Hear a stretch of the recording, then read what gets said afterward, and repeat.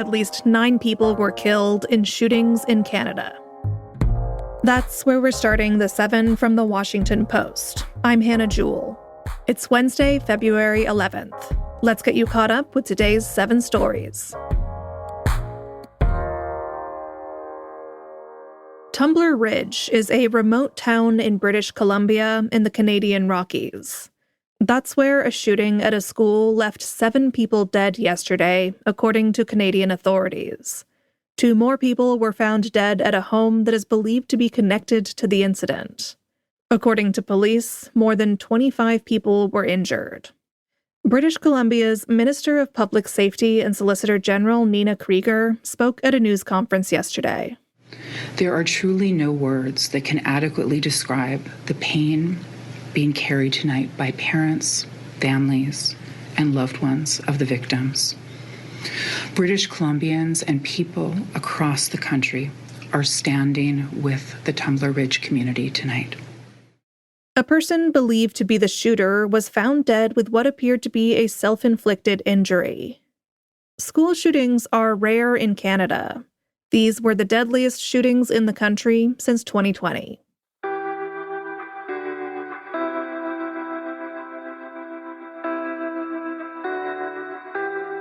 Number 2. A federal grand jury declined to indict 6 Democratic lawmakers yesterday.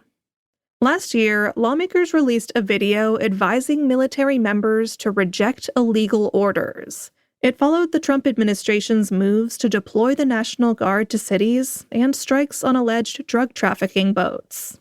Our laws are clear. You can refuse illegal orders. You can refuse illegal orders. You must refuse illegal orders. That was Senator Mark Kelly of Arizona, Senator Alyssa Slotkin of Michigan, and Representative Chris DeLuzio of Pennsylvania.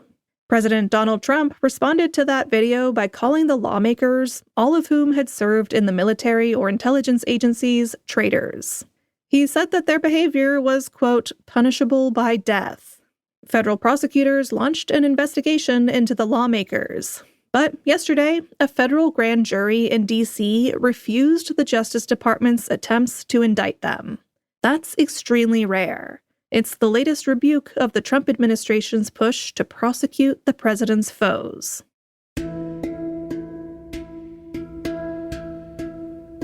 Number 3.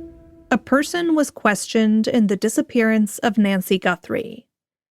Nancy Guthrie is the 84-year-old mother of Today Show anchor Savannah Guthrie. She was reported missing by her family on February 1st. Yesterday, there were major developments in the case. Investigators released photos and video that they say show an armed individual at Guthrie's home in Tucson the day she went missing. Later, authorities said they had detained and begun questioning a person in their investigation of Guthrie's abduction. They also carried out a search of a property connected to the investigation. But this morning, the New York Times and local Arizona station ABC 15 reported that the detained person had been released. Number 4. The FAA grounded all flights in and out of El Paso International Airport for 10 days. In a travel advisory on social media, the airport said all flights are grounded, including commercial, cargo, and general aviation. The FAA advisory, which covers airspace over the airport and the surrounding community, said the restriction began at 11:30 p.m. yesterday local time. The advisory cited special security reasons, but did not specify what those were. It also encouraged travelers to contact their airlines for updates. This is a developing story, so check back in with our site or app for more details later this morning.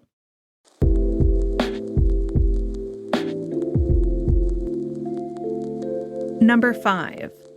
The FDA won't review Moderna's first ever mRNA-based flu vaccine. Vinay Prasad is the nation's top vaccine regulator.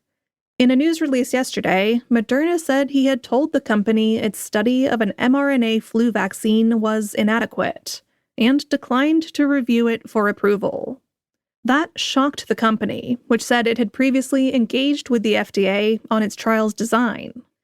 Health Secretary Robert F. Kennedy Jr. has led a push against mRNA technology, which was lauded during the coronavirus pandemic for saving millions of lives. In August, HHS announced the wind-down of $500 million in mRNA projects.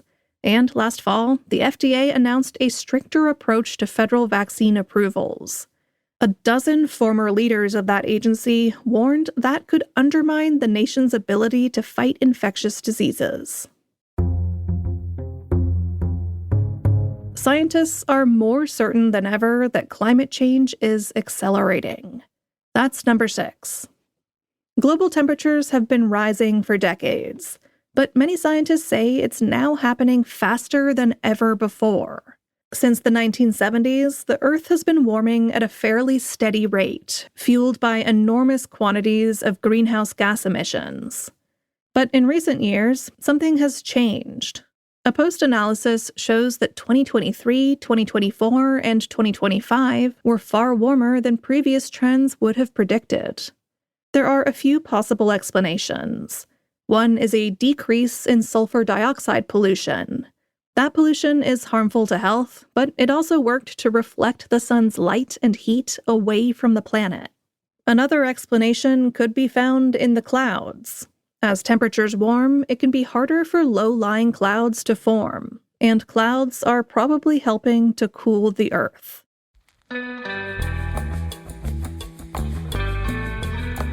And at number 7, a cardiologist told us what he eats every day.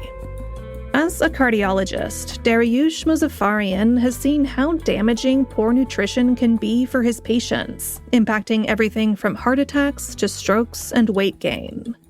That led him to become a leading voice in the Food is Medicine movement.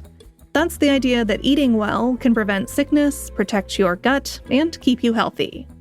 When it comes to healthy eating, his main advice is that if you don't enjoy what you're eating, you should stop. Day to day, he likes to eat a variety of things over and over again.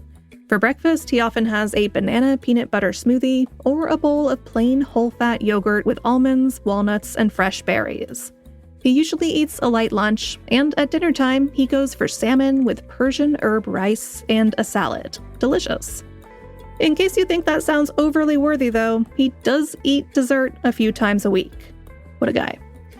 You can get all the details on Dariush's diet and its benefits at the link in our newsletter. Find that, as always, in our show notes.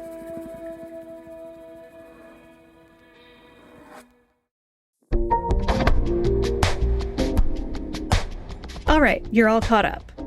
But before you go, a reminder that if you're a subscriber to The Washington Post, you can get access to our shows ad-free in Apple Podcasts.